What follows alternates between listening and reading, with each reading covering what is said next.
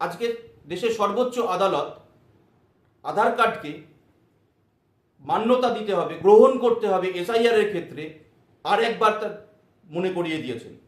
এবং তারা বলেছেন আধার কার্ড দেশের নাগরিকত্বের প্রমাণ নয় ঠিকই, কিন্তু পরিচয়পত্র বটে, তাই তাকে গ্রহণ করতে হবে নির্বাচন কমিশনকে।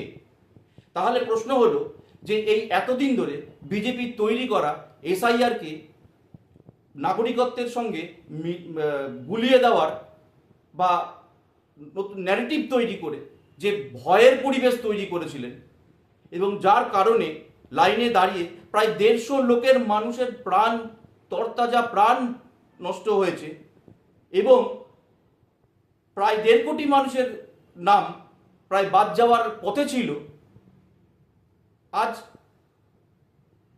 তার দায় কি বিজেপি নেবে?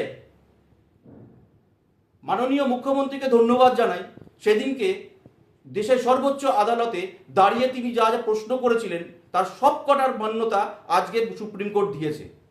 তার জন্য ভেবে দেখবেন একবার।